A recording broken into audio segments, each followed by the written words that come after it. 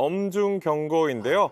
최근 불거진 논란이죠. 이 수능 난이도 논란이 있었습니다. 이와 관련해 윤석열 대통령이 이주호 부총리 겸 교육부 장관에 엄중히 경고한 것으로 전해졌습니다. 윤석열 대통령 발언을 이 총리가 잘못 전달했고 그래서 혼란을 키웠다는 겁니다. 더위를 식혀줄 소식은 아닌데 정말 중요한 소식입니다. 오늘이 수능이 딱 150일 남았더라고요. 네. 그러니까 지난주에 이주호 부총리가 언론 브리핑을 한 이후에 수험생들이 난리가 났습니다. 온라인 게시판에서도 그렇고 인터넷 강사들도 막 의견을 덧댔고요. 한번 정리를 좀 해주시죠. 네, 맞습니다. 일단 그 발언부터 한번 들어보겠습니다. 네. 직접 들어보시죠.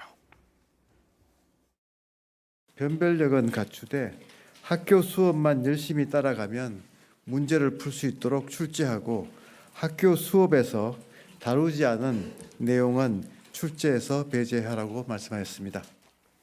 네, 학교 수업만 열심히 따라가면 된다라고 했으니까 수험생과 학부모에게는 수능이 쉽게 출제될 수도 있지 않을까 이런 신호로 받아들였을 수 있겠죠. 네. 이에 대통령실은 공교육 교과 과정에서 다루지 않는 분야의 문제는 수능 출제에서 배제해야 한다고 했던 것이라며 이 총리가 학교 수업이라고 잘못 전달해 혼란이 생겼다고 했습니다. 그러니까 쉽게 말해서 사교육 많이 받은 부자 학생만 유리한 구조를 없애서 공정한 입시를 만들자고 한 것이지 수능 난이도를 말한 건 아니라고 강조했습니다. 이 입시 문제는 정말 민감한 문제잖아요. 그럼요. 그래서 대통령이나 장관 말 한마디에 수험생 당사자들은 크게 좀 영향을 받거든요. 요동을 칩니다, 정말. 그렇죠. 네. 수능이 또 5개월, 150일 정도밖에 남지 않아서 당장 고3 수험생들, 부모들 아주 난리가 났어요. 네, 그럴 수밖에 없죠. 5개월, 150일밖에 안 남았으니까요. 네. 일부 유명 수능 강사들은 소셜미디어에 애들만 불쌍하다, 구체적인 지침을 달라는 등의 의견을 올리기도 했습니다. 이 수험생들의 혼란을 부추긴다는 건데요.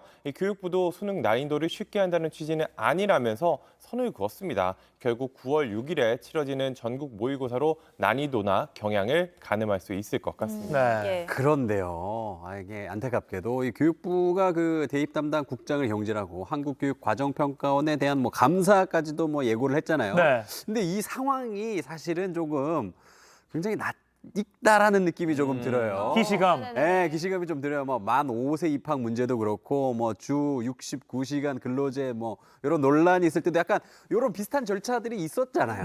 네, 맞습니다. 비슷하게 보인다라는 의견이 사실 상당히 최근에 많이 나왔습니다. 지난해 7월 취학 연령을 1년 앞당기라는 방향을 신속히 강구하라라고 지시를 했습니다. 그 야, 당시에. 있었죠. 그래서 논란이 엄청 커졌잖아요. 네, 그쵸. 이게 단순히 1년 당기는 문제가 아니니까 논란이 되니까 박순애 교육부 장관 겸 사회부 총리가 자리를 내놨고요. 당시 대통령실은 아동기 교육과 돌봄이라는 정책 방향성 속 하나의 수단에 불과하다라면서 어떻게 보면 발을 조금 뺐습니다. 네. 또 주 69시간 근로제도 비슷했는데요. 반발이 커지니까 재검토를 지시했고요. 주 60시간 이상은 무리라는 인식을 갖고 있다면서 조금 고용노동부의 책임을 떠넘기는 듯한 그런 모양이 있었습니다.